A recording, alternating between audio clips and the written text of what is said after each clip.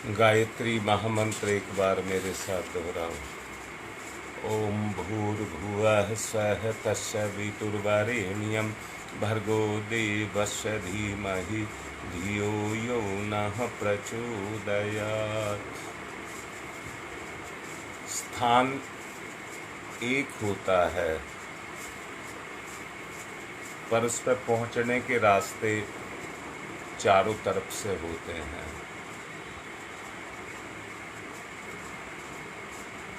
जब रास्ते चलते हैं तो रास्ते के किनारे भी और होते हैं, उनके किनारे जो खड़े हुए पेड़ होते हैं वो भी अलग अलग होते हैं, और वहाँ पर लगे हुए मील के पत्थर भी अलग अलग होते हैं। परंतु सारे के सारे पहुँचते एक ही जगह पर हैं, एक ही जगह पर पहुँचते हैं।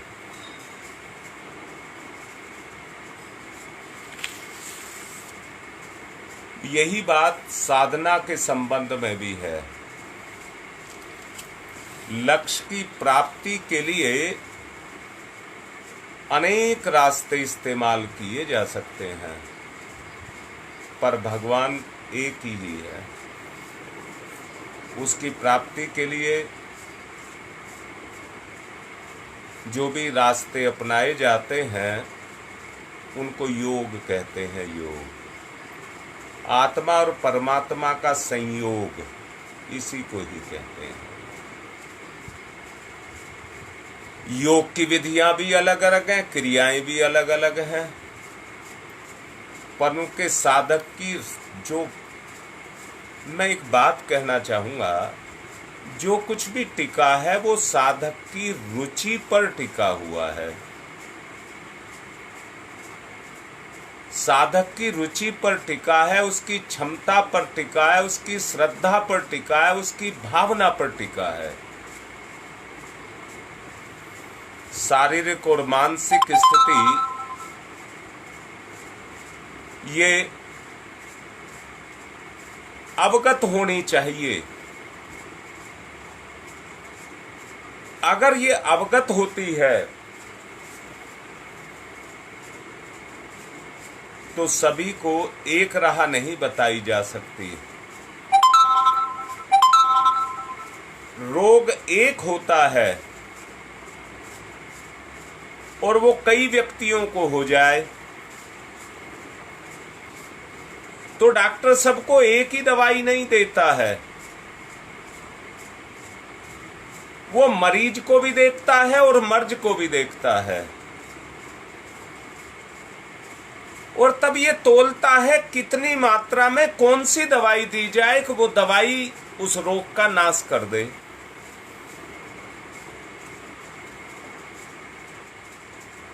सभी भेड़ों को एक लकड़ी से नहीं हाँका जा सकता। मास्टर जितने बच्चों को पढ़ाता है, मास्टर पढ़ाने वाला एक होता है। बच्चे की पात्रता, बच्चे की अभिरुचि, बच्चे की लगन, इस सब पर निर्भर करता है कि उसको कितना काम दिया जाए, उससे कितना काम लिया जाए। वो बच्चे की क्षमता पर निर्भर करता है। अध्यापक मराठी पढ़ा हुआ है तो अगर उसको दूसरी भाषाओं में पढ़वाने का प्रयत्न किया जाएगा तो नहीं कर पाएगा। जिसमें वो पारंगत है उसी भाषा में वो दूसरों को पारंगत कर सकता है।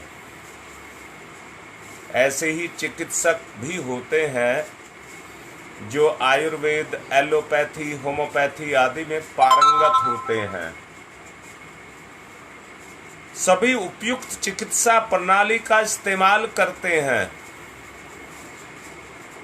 बीमारी एक होती है पर हर पद्धति में उनकी दवाइयां अलग अलग होती हैं। वो अपने अपने रास्ते को अपना करके उस बीमारी को ठीक करना चाहते हैं। उसमें उनके निजी अनुभव का इस्तेमाल होता है। जो निर्णायक भूमिका निभाती है वो उनका निजी अनुभव ही निभाता है। उसी आधार पर योगा अभ्यासी के लिए भी ये निश्चित करना पड़ता है कि किस रास्ते को अपनाया जाए, किसके लिए कौन सा रास्ता शॉर्टकट होगा। आप सब गायत्री साधक हैं, परंतु ऐसा भी तो हो सकता है आप गायत्री से भी ज्यादा श्रद्धा आपकी शिवजी भगवान में हो। आपकी गायत्री से भी ज्यादा श्रद्धा शिवजी भगवान में हो। अब कैसे कहा जाए कि पहले गायत्री को मिटाओ फिर शिवजी भगवान को पैदा करो, या पहले शिवजी भगवान को मिटाओ फिर गायत्री को पैदा करो? बहुत सारी शक्ति तो आपकी मिटाने और मिटने में ही लग जाएगी। इसलिए ये निर्धारण करना पड़ता है कि कहां से लेकर के चला जाए कि मंजिल पर पहुंचा जाए। कौन कितना वजन उठा सकता है? गधे के वजन को अगर बकरे पर रख दिया जाए तो बकरा उस वजन को नहीं उठा पाएगा। हाथी की काठी को अगर गधे पर रख दिया जाए तो गधा उसकी काठी भी नहीं उठा पाएगा। जिसके अभ्यास से चरित्र बनता हो, जिसके अभ्यास से चिंतन में निखार आता हो, उसका इस्तेमाल करके आगे बढ़ाया जाए। अब मैं आपसे पूछ रहा हूं, आपके परिवार में कोई बुजुर्ग रहे होंगे जिनसे आपका पारिवारिक और आत्मिक रिश्ता था। जरा ढूंढ करके देखो उनके संस्कार कितने ऊंचे और कितने अच्छे थे। आप उनकी संतान हैं। आप ऐसे पिता में हैं, पिता की संतान है जिसके संस्कार इतने ऊंचे थे, पर आप क्या कर रहे हैं? आप उनका तो गीत गा रहे हैं,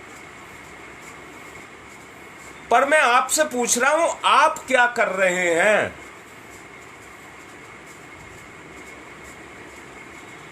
अपने कुल की लाज को बचाना हो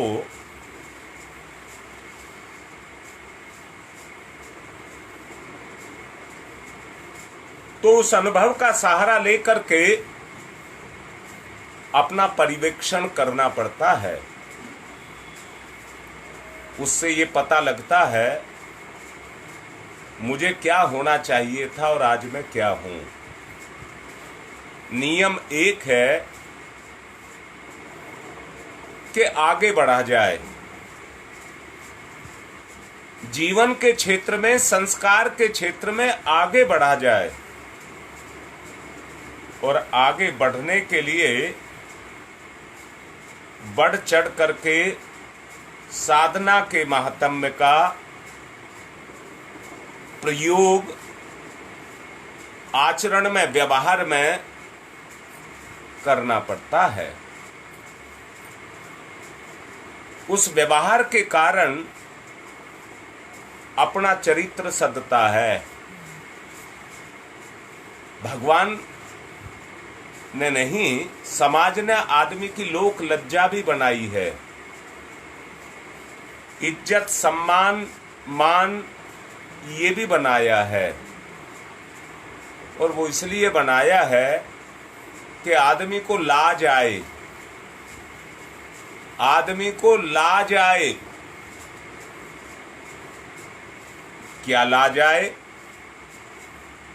कि मैं फला पिता का पुत्र हूं, मैं फला गुरु की संतान हूं, मैं फला इष्ट का भक्त हूं।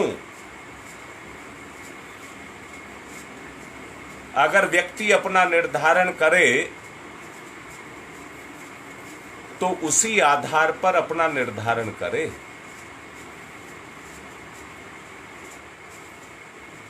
इसी को पात्रता कहते हैं।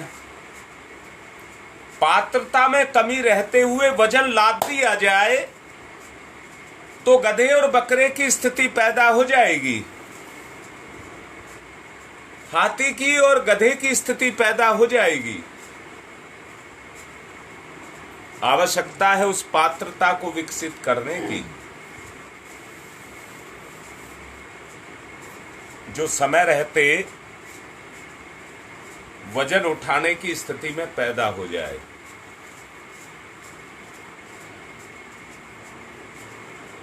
हिम पर्वतों का मार्ग बता देना दोनों के लिए हानिकारक सिद्ध होता है,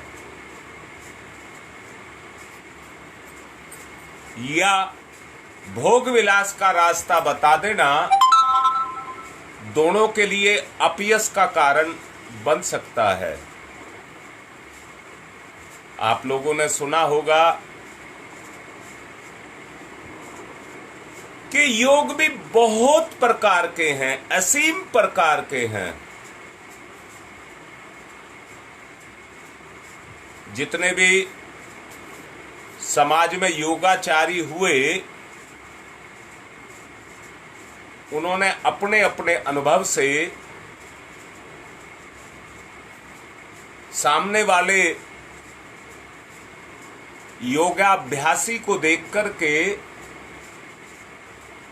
उसके लिए रास्ता बनाया। क्या इसके लिए सहज है? क्या इसके लिए सहज है? अब मैं दोबारा से कह रहा हूं, जिस चीज के बारे में हम ABCD नहीं जानते और जोर लगा करके उस रास्ते पर जबरदस्ती करके आपको उस रास्ते पर चलाया जाए, तो जरा सोच करके देखो आप कितने उस रास्ते पर चल पाएंगे। थोड़े बहुत चल भी गए तो थोड़ा बहुत चल के रुक जाएंगे, परंतु उस जिसमें आपकी अभिरुचि को देखा जाए, जिसमें आपकी लगन और इच्छा को देखा जाए और उसी रास्ते में से रास्ता निकाल करके उस रास्ते पर आपको चलाया जाए,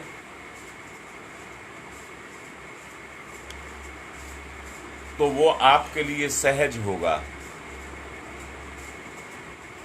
विशेषता तांत्रिक साधनाओं का क्रम ऐसा ही है जो परंपरागत चलता रहता है। तांत्रिक साधनाओं का गुरु शिष्यों में से कोई भी पढ़ा लिखा नहीं होता, फिर भी उन्हें गोपनीय रखने का प्रतिबंध भी रहता है, उनको गोपनीय रखा जाता है। आदिवासियों में ऐसी विलक्षण देवी देवताओं की मान्यताएं और पूजाएं हैं जो अनेक तरह की विधि व्यवस्थाओं को बताती हैं।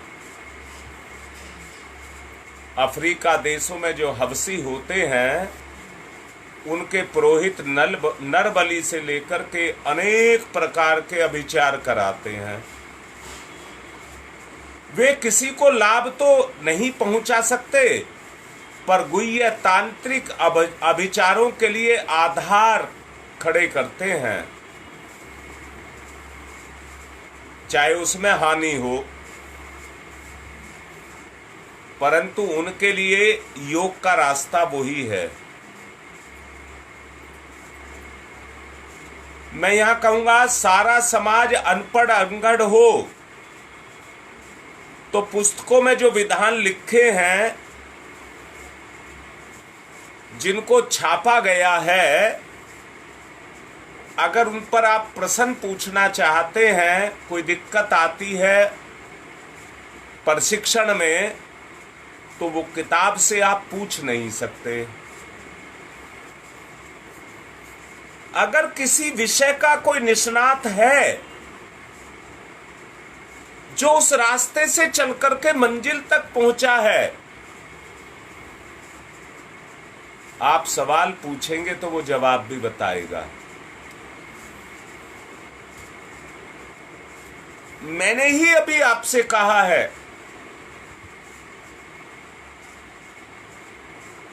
कि योग का एक रास्ता नहीं है जिसमें आचार्य निर्धारण करता है उस मंजिल पर पहुंचने का।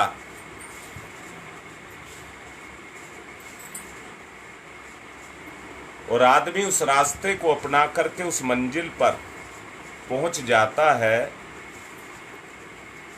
प्रशिक्षण जिसको दिया जाता है उसके लिए रास्ता गुप्त होता है, उसको रास्ते का पता नहीं होता है।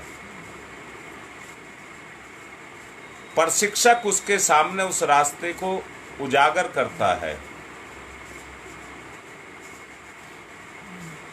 विश्व भर में किन क्षेत्रों में कितने प्रकार के योग चलते रहे हैं और चलते रहेंगे, इनका समग्र विवरण तो उपलब्ध आज तक नहीं हो सका है, ना आगे हो सकेगा। पर उनकी संख्या अनगिनत है। इन दिनों भारतवर्ष में जो प्रमुख योग हैं उनको कुछ श्रेणियों में बांटा जा सकता है।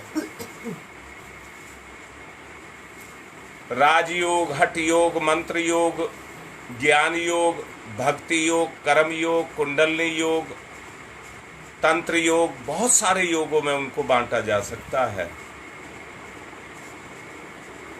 इनमें से उत्कृष्टतम उनका सार संक्षेप परम पूज्य गुरुदेव ने एक योग के नाम में दिया है। परम पूज्य गुरुदेव का सबको मिला जुला करके एक योग बनाया गया, उसको प्रज्ञा योग का नाम दिया गया है। समय और परिस्थितियों को देखते हुए हमारे गुरु परम पूज्य गुरुदेव ने उसको सुगम और सरल बनाया और ऐसा बनाया जो अपनाए जाने योग्य है। उसमें कितने प्रतिबंध हैं? उसमें कोई प्रतिबंध नहीं है जितने अन्य योगों में हैं। अगर इन्हें दो खंडों में बांट लें तो वो हमारे लिए सुविधाजनक हो जाते हैं। एक को शारीरिक और दूसरे को सामाजिक। शारीरिक और सामाजिक। शारीरिक योगों में आसन, प्राणायाम, जप ये आते हैं। जनेंद्रिया और ब्रह्मरंध्र यानी कि मस्तिष्क मध्य का मेरुदंड मार्ग, उसमें बहने वाली शक्ति धारा ईडा पिंगला के रूप में जो बहती रहती है, जो हमारी कुंडलनी जागरण का उद्देश्य पूर्ण करती है, वो भी शारीरिक विद्युत का खेचरी चमत्कार ही है। उसके अतिरिक्त ध्यान की प्रमुखता है। अब ये बात आती है ध्यान की कितनी शाखाएं हैं। नाद योग, त्राटक योग, लय योग ये उसी के ही हैं। और आप लोगों को ध्यान हो, नेहरू विहार के पायल पैलेस में आपको योग साधनाएं कराई गई थी। साधना तो एक ही थी पर उसके प्रकार अनेक थे। उनमें से आपको जो अच्छा लगे, अभी कहा ना, आपकी रुचि के ऊपर है, आप कौन सी को अपनाते हैं। मानसिक क्षेत्र की गतिविधियां ही काम करती हैं। शरीर और मन दोनों मिलकर के जीवन को बनाते हैं। दोनों की एक ही मंजिल हो तो दोनों एक ही गाड़ी के दो पहिए बन जाते हैं, जिनके सहारे अपना जीवन आगे की तरफ चलता है। मिलकर के सहयोग पूर्वक जब आगे चलते हैं तो प्रगति के पथ पर बढ़ते हुए चले जाते हैं। एक पहिया लड़खड़ा जाए, दूसरा पहिया अकेले उसे केवल अग्रसर नहीं कर सकता। इसी प्रकार आत्मिक प्रगति के लिए योग अभ्यास को सफल नहीं बनाया जा सकता। शारीरिक साधना को संयम कहते हैं। संयम 4 प्रकार के होते हैं। इंद्रिय संयम, अर्थ संयम, समय संयम और विचार संयम। ये 4 प्रकार के होते हैं। ये भी योग का एक आधार है। चारों के चारों संयम योग का ही एक आधार है। जैसे आपके शरीर में एक रीढ़ की हड्डी है, ये भी योग के लिए एक रीढ़ की हड्डी है। इनकी अपनी विशेषताएं हैं जो इंद्रियों के माध्यम से अपनी चेतना को काबू में रखती हैं। इंद्रियों के माध्यम से अपनी चेतना को काबू में रखती हैं। व्यक्ति यदि इंद्रियों को काबू में रख सके तो उसकी जो विशेषताएं हैं, जो अपनी शक्ति का क्षरण करती रहती हैं, अब से पिछले प्रवचनों में आपको बताया गया है इसी बारे में। जो अपनी शक्ति को अनायासी बहाती रहती हैं और बेकार करती रहती हैं, वो शक्ति जुड़ना शुरू हो जाती है। पिछले दिनों मैंने आपसे कहा था अचेतन मन के बारे में, जो हमारे सूक्ष्म लोक को कंट्रोल करता है, जिनमें हमारी आदतें, अभिरुचियां, हमारी इच्छाएं उसमें निहित होती हैं। उनको गति देने के लिए उनको गतिशील करता है। व्यक्ति यदि अपनी जीवनी शक्ति को बचा करके, बढ़ा करके और उसको क्रियाशील कर सके तो ना तो शक्ति घटेगी, ना दुर्बलता आएगी, ना रुग्णता आएगी और ना उसको हैरानी होगी और ना उसको अकाल मृत्यु होगी। अब सच्चाई को देखो, हम में से हर कोई अपनी इंद्रियों का दुरुपयोग करता है, उनका गलत प्रयोग करता है।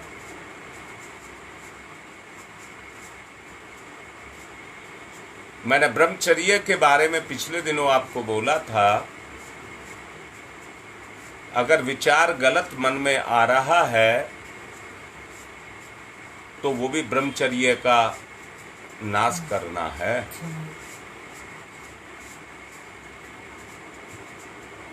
इसलिए व्यक्ति को बड़ा तोल करके अपने आप को बांध करके रखना होता है। अर्थ संयम बरतने पर आदमी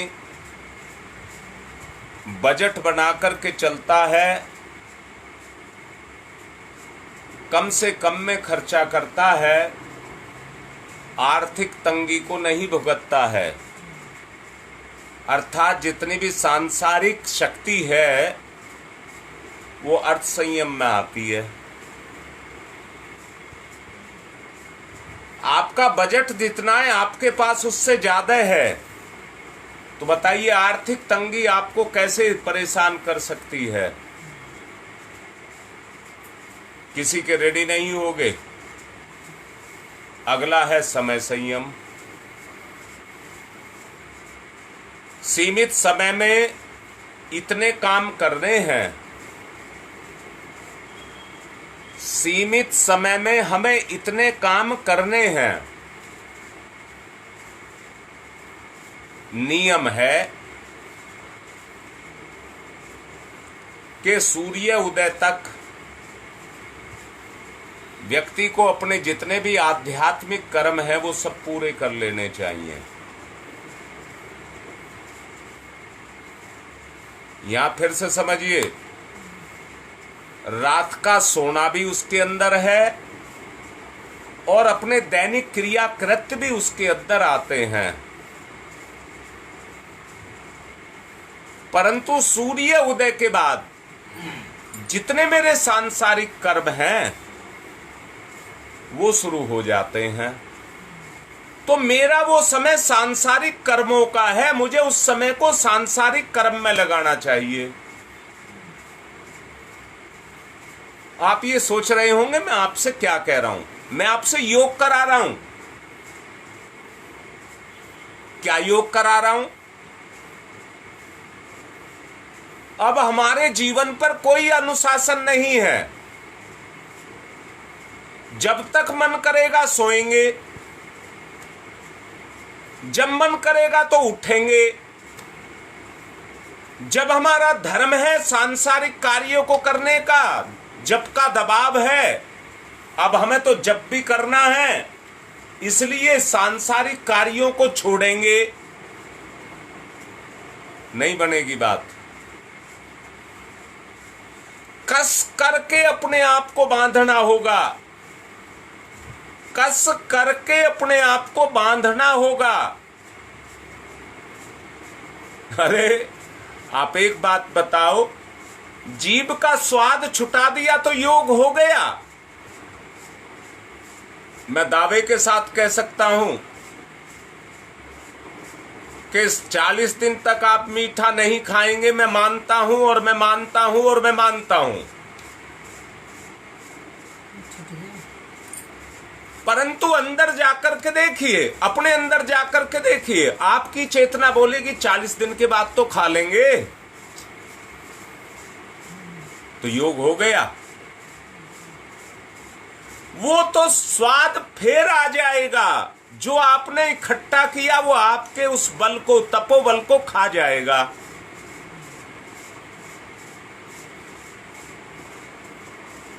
इसलिए योग किसको कहा? मैंने कहा आप शिव भक्त हैं और मैं कहूं गायत्री भक्त, पहले आपको मिटाऊं फिर आपको गायत्री भक्त बनाऊं। इससे कोई फर्क नहीं पड़ता, रास्ता आदमी कोई भी अपनाए, मंजिल एक होती है। सबसे बड़ी चीज है अपने आप को उस अनुशासन में बांध लेना, संयम में बांध लेना।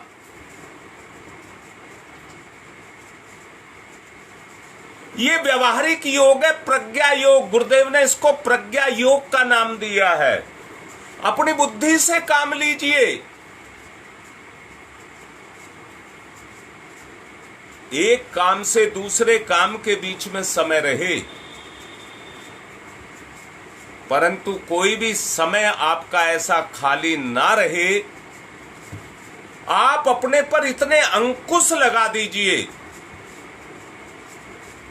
कि इस मोबाइल में मनोरंजन की चीज देखने के लिए भी आपके पास समय ना हो।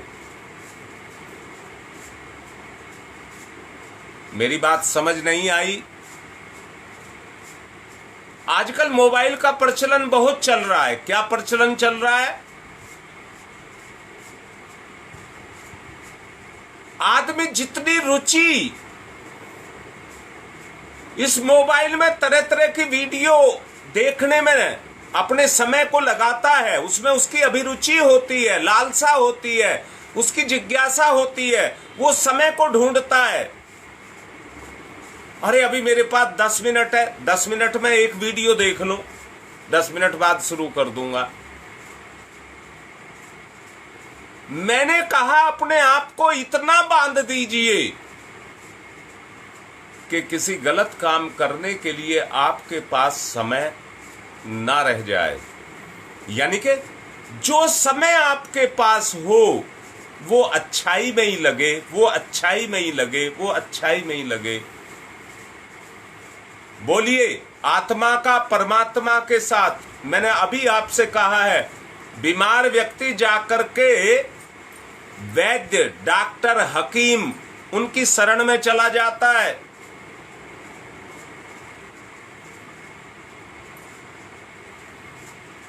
अभी 2-3 दिन पहले की बात है,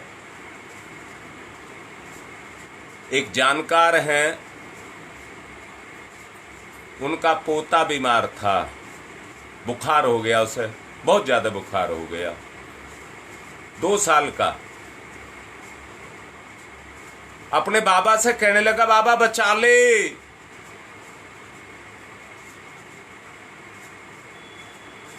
बाबा की अंतर चेतना जगी कि मेरा पोता कह रहा बाबा बचा ले। अंदर की संवेदना जगी तो बाबा कहता, ये मेरी सारी संपत्ति किसके लिए है? जब तू ही नहीं रहेगा तो मैं किसके लिए इसको बचाऊंगा? पहले तुझे बचाऊंगा, फिर आगे की बात सोचूंगा। और बाबा तुरंत उसको लेकर के एक अच्छे नर्सिंग होम में पहुंचा, जहां उसका काफी पैसा खर्च हो गया, परंतु उसने पैसे की परवाह नहीं की। अर्थ की बात आपसे कर रहा हूं। अरे मैं आप लोगों से 1-2 दिन पहले एक बात को कह रहा था कि व्यक्ति अपनी प्रगति के लिए प्रयास करता है। आज आप 40,000 रुपए महीना कमाते हैं, परंतु यहां से देखिए, एक इच्छा है कि भगवान कैसे ही ये 50,000 हो जाएं, मेरी आमदनी का स्रोत बढ़ जाए, 40 से 50,000 हो जाए। और उसके लिए आदमी प्रयत्न करता रहता है और इसको अपनी उन्नति समझता है, परंतु ये सांसारिक उन्नति है। मैं उन्नति से तो मना नहीं कर रहा। यहां ये भी कहा जा सकता है कि प्रलोभन इच्छा है और इच्छा बनकर के मेरी चेतना पर और मन पर काम कर रही है, मेरे चिंतन पर और मेरे मन पर अपने काम को कर रही है और मुझे प्रेरित कर रही है, चल कर। अंदर से मुझे रास्ता दिख रहा है, उस रास्ते पर चलने का मुझे रास्ता दिख रहा है। इस रास्ते पर चलूंगा तो मेरी आमदनी बढ़ जाएगी। मैंने अभी कुछ देर पहले कहा, बढ़ तो जाएगी, पर गधे का बोझ अगर बकरे पर रख दिया तो बकरा ही नहीं उठ पाएगा, चलेगा तो तब। इसलिए सोच समझ करके इतना बोझ रखा जाए जिसको सहजता के साथ उठा ले। इतना सारा ना रखा जाए, इतना सा रखा जाए जो उसे महसूस ही ना हो और बदलाव आता चला जाए। व्यक्ति के अंदर बदलाव आता चला जाए। आवश्यकता उस बदलाव की है, दिशा को बदलने की है, वो दिशा बदल जाए। सच्चाई को देखो, अगर दिशा बदल गई तो इसको विचार संयम कहते हैं। इसको विचार संयम से ही आपकी दिशा बदल सकती है। मैं अभी आपसे कह रहा था, प्रगति के लिए प्रयास करना पड़ता है, पर उसमें कठिनाइयां आती हैं। प्रगति में सफलता, प्रगति तो कर सकता है, परंतु सफलता तभी मिलेगी जब उसमें आने वाले अवरोधों को पहले से ही जान लेगा और उन अवरोधों को दूर करने का साधन पहले ही तैयार रखेगा। जहां अवरोध आया वहीं साधन लगा दिया, जिससे बाधा हट गई। जो सामयिक बाधा आपके सामने आई, रुकावट आई, समय पर योग करते हुए आपके सामने बाधा आई, उस बाधा को आपने तुरंत हटा दिया तो आपका आगे का रास्ता खुल गया। चलो अब फिर अगली बाधा को चलने से पहले ही समझ लें, अब ये बाधा आएगी, उसका निर्धारण पहले ही कर करके चलें। आप चलते रहेंगे, बाधा आती रहेंगी, बाधाएं हटती रहेंगी, रास्ता खुलता रहेगा और आप अपनी मंजिल की तरफ चलते चले जाएंगे।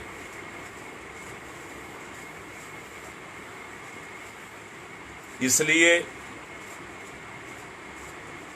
4 संयम जो आपको बताए गए,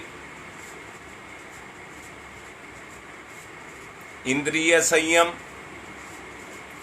अर्थ संयम, समय संयम और विचार संयम, तो भाई आज अपना निर्धारण कर लीजिए। 3.5 घंटे जप करने में लगता है और सूर्य उदय यानी कि लाइव जो 7 बजे शुरू होता है उससे पहले आपका जप पूरा हो जाना चाहिए। कम से कम उससे पहले आपका जप पूरा हो जाना चाहिए। और मैं तो ये कहता हूं लाइव पे आने से पहले यज्ञ भी पूरा हो जाना चाहिए। अगर आप रोज यज्ञ करते हैं तो यज्ञ भी उसी समय पूरा कर लीजिए। यानी कि लाइव के बाद आप फ्री, लाइव के बाद आप फ्री, ये आपका आधार बना। परंतु सोना कितनी देर है उसका निर्धारण आपको करना पड़ेगा। इतने घंटे मुझे सोना है, योगाभ्यास जिसको मैं एक्सरसाइज कह रहा हूं, जो शरीरगत है, पहला बताया है शरीरगत,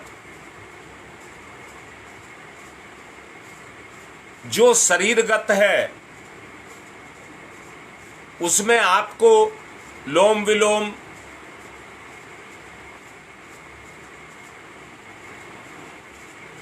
और दूसरे प्राणायाम, ध्यान, धारणा, समाधि, प्रत्याहार जो कुछ भी बताए गए हैं जो शारीरिक हैं, जो भी आप उनको अपना सकते हैं अपनी बीमारी को देख करके। उनमें से जो आपके लिए ठीक है, परम पूज्य गुरुदेव ने प्रज्ञा योग के नाम से ये एक्सरसाइज भी दी है। शारीरिक रोगों को दूर करने के लिए, शारीरिक निकम्मेपन को हटाने के लिए। दूसरा योग शुरू होता है मानसिक योग। तो निर्धारण करेंगे कितने बजे सोना है तो कितने बजे उठना है। आधा घंटा कम से कम हमको योग करना है।